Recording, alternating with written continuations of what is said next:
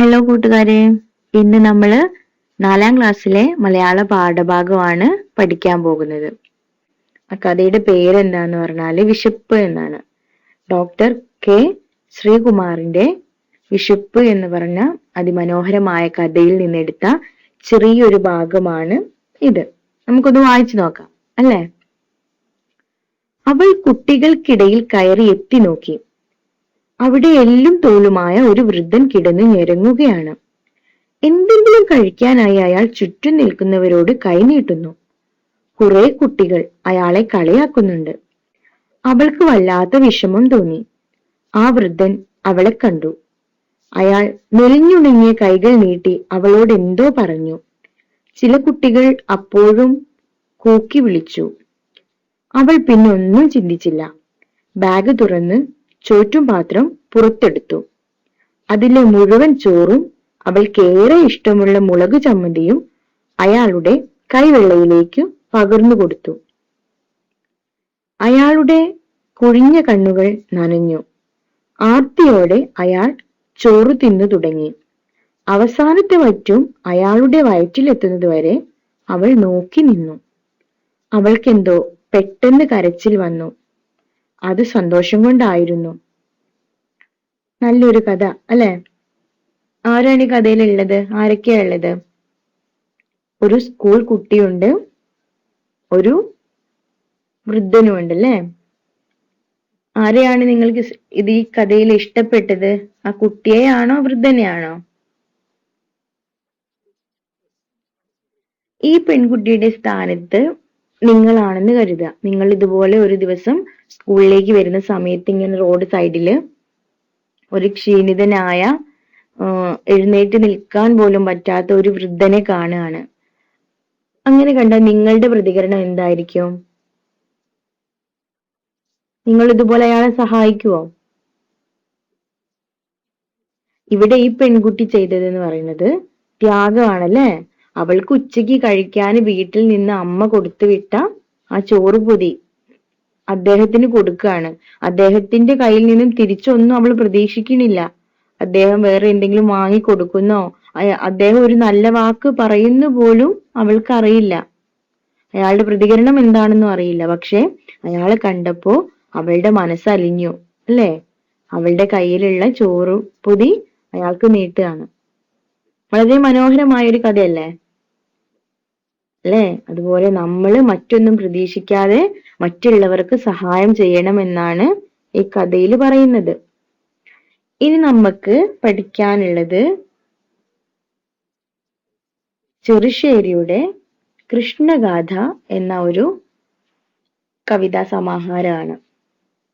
ആരാണ് ചെറുശ്ശേരി? പ്രാചീന കവിയത്രങ്ങളില് ഒരാളാണ് അല്ലേ ചെറുശ്ശേരി? അപ്പോ ഈ കവിതയില് കവി പറയുന്നത് എന്താണ്?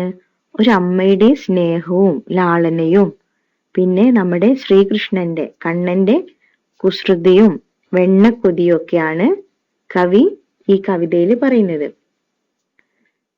ശ്രീകൃഷ്ണനെ വീട്ടിന്റെ ഉള്ളിലാക്കിയിട്ട് അമ്മ കുളിക്കാൻ വേണ്ടി പോവാണ്. ഈ കുളിക്കാൻ പോകുന്ന സമയത്ത് ശ്രീകൃഷ്ണൻ വെണ്ണക്കൊതിയനാണ് അല്ലെ? അപ്പോ വെണ്ണ അമ്മ ഉറിയിൽ തൂക്കിയിട്ട വെണ്ണ കാണുകയും എങ്ങനെയെങ്കിലും അമ്മ കുളിച്ചു വരുമ്പോഴത്തേനും ഈ വെണ്ണ കൈക്കലാക്കണം, എന്നിട്ട് അത് തനിക്ക് കഴിക്കണം എന്നുള്ള ഒരു കൊതി കൊണ്ട് ആ വെണ്ണയ്ക്ക് വേണ്ടിയിട്ട് ചാടുകയാണ്.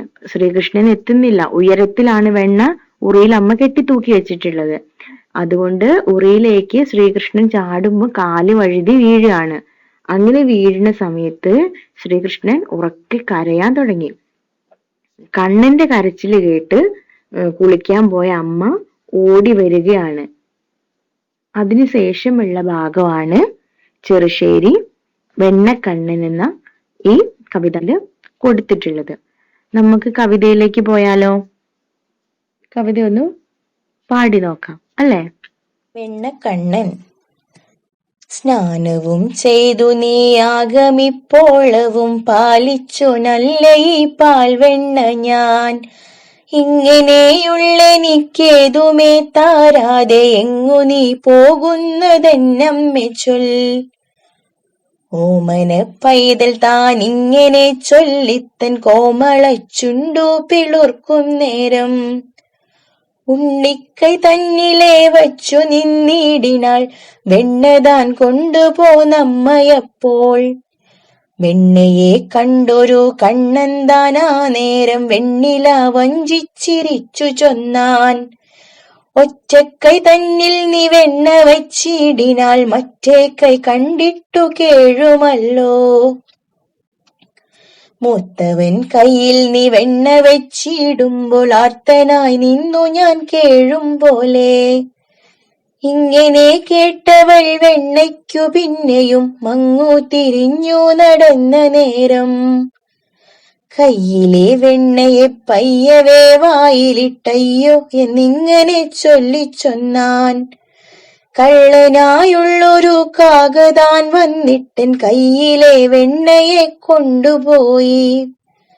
എന്നതു കേട്ടവൾ ഏറ്റം ചിരിച്ചു വെണ്ണയും കൊണ്ടിങ്ങു വന്നു പിന്നെ. വൈകാതെ വണ്ണമാ കൈതവ പൈതൽ തൻ കൈകളിൽ രണ്ടിലും വെണ്ണ വെച്ചാൾ. വെണ്ണയെ കണ്ടൊരു കണ്ണന്താനാനനം വെണ്ണിലാവോലുന്ന തിങ്കൾ പോലെ. പുഞ്ചിരിത്തൂമ കൊണ്ടഞ്ചിതമാകയാൽ ചെഞ്ചമ്മെ നിന്നു വിളങ്ങിയതപ്പോൾ. അപ്പോ കവിതയില് പറയുന്നത് എന്താണ്? കുളി കഴിഞ്ഞു വരുന്ന യശോദ കാര്യം അന്വേഷിക്കുകയാണ്, എന്താണ് പറ്റിയതെന്ന്. അപ്പൊ എന്താണ് കണ്ണൻ പറയുന്നത്?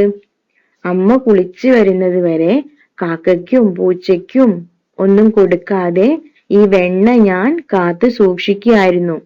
ഇങ്ങനെ കാത്തു സൂക്ഷിച്ച് വെണ്ണയ്ക്ക് കാവലിരുന്ന എനിക്ക് ഒന്നും തരാതെ അമ്മ എങ്ങോട്ടാണ് അമ്മ ഇത്ര തിടുക്കത്തിൽ പോകുന്നതെന്ന് ചോദിച്ചു. ഇത് കേട്ട അമ്മ എന്ത് ചെയ്തു? അമ്മ പോയിട്ട് വെണ്ണ എടുത്തു കൊണ്ടുവന്ന് കയ്യിൽ വെച്ചു കൊടുത്തു. കയ്യിൽ വെണ്ണ വെച്ചു കൊടുത്തപ്പോ എന്താ ചെയ്തത്? ഒരു കയ്യിൽ മാത്രമാണോ വെണ്ണ ഉള്ളത്?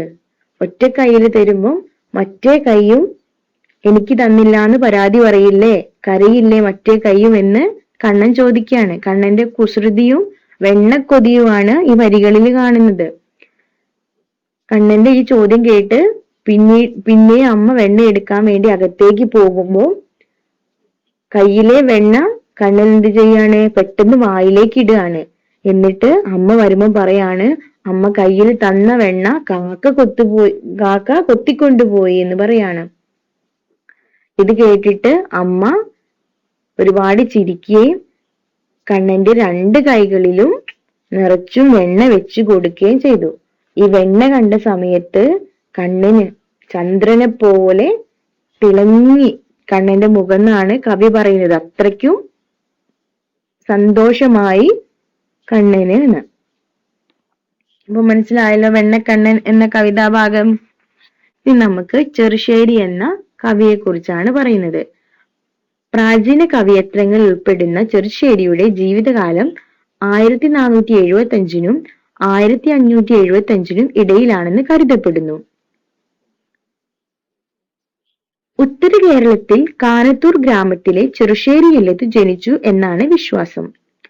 കോലത്തുനാട്ടിലെ ഉദയവർമ്മ രാജാവിന്റെ സദസ്യനായിരുന്നു. രാജാവിന്റെ ആജ്ഞപ്രകാരം എഴുതിയതാണ് കൃഷ്ണഗാഥ. കൃഷ്ണഗാഥയ്ക്കുള്ള മറ്റൊരു പേരാണ് കൃഷ്ണപ്പാട്ട് എന്നും ഈ കൃതിക്ക് പേരുണ്ട്. അടുത്തത് പറയാം എഴുതാം. വെണ്ണ ലഭിക്കാൻ കണ്ണൻ എന്തെല്ലാം ന്യായങ്ങളാണ് അമ്മയോട് പറയുന്നത്? എന്തെല്ലാം ന്യായങ്ങളാണ് കണ്ണൻ പറയുന്നത്? അമ്മ കുളിച്ചു വരുന്നത് വരെ വെണ്ണയ്ക്ക് ഞാൻ കാവൽ നിന്നില്ലേ, അല്ലേ? ഒരു കയ്യില് മാത്രമാണോ അമ്മ എനിക്ക് വെണ്ണ തരുന്നത്, മറ്റേ കൈക്ക് സങ്കടമാവില്ലേ? പിന്നെ എന്താ പറയുന്നത്? ഒറ്റ കയ്യിൽ വെണ്ണ കൊടുത്തപ്പോ ഒരു കയ്യിലുള്ള വെണ്ണ കാക്ക കൊത്തിക്കൊണ്ടുപോയി. അതൊക്കെയാണ് കണ്ണന് വെണ്ണ കിട്ടാൻ വേണ്ടിയിട്ടുള്ള ന്യായങ്ങള്, അല്ലെ? വെണ്ണ കിട്ടിയപ്പോ കണ്ണൻ എന്താണ് ചെയ്തത്? കണ്ണൻ പറയാണ്, ഒരു കയ്യിൽ മാത്രം പോരാ, 2 കയ്യിലും വെണ്ണ വേണം. പിന്നെയോ ഒരു കയ്യിൽ തന്നാല് അത് കാക്ക കൊത്തിക്കൊണ്ടുപോയി.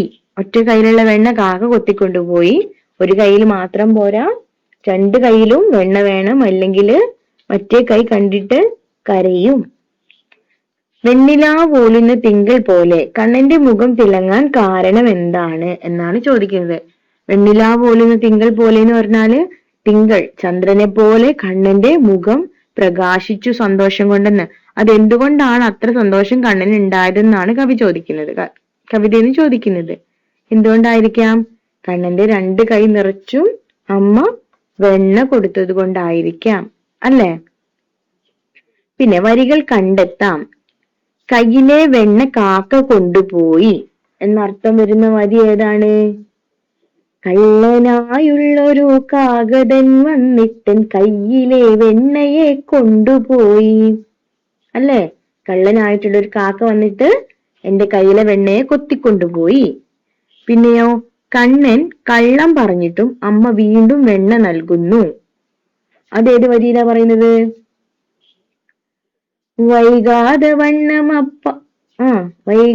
വണ്ണമക്കൈതവപ്പൈതൽ തൻ കൈകളിൽ 2ലും വെണ്ണ വെച്ചാൾ.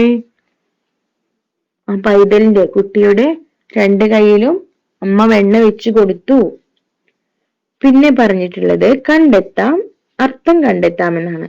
താഴെ കൊടുത്ത പദങ്ങളുടെ അർത്ഥം അർത്ഥസൂചിക നോക്കി കണ്ടെത്താം. കൊടുത്തത് ഒന്നാമത്തത് സ്നാനം. സ്നാനം എന്ന് പറഞ്ഞാൽ എന്താണ്? കുളി. ആർത്തൻ എന്ന് പറഞ്ഞാൽ ദുഃഖിതൻ. ആഗമിക്കുക, വരിക. കാകൻ, കാക്ക. പൈതൽ, കുഞ്ഞ്. തിങ്കൾ, ചന്ദ്രൻ. അഞ്ചിതം, മനോഹരം.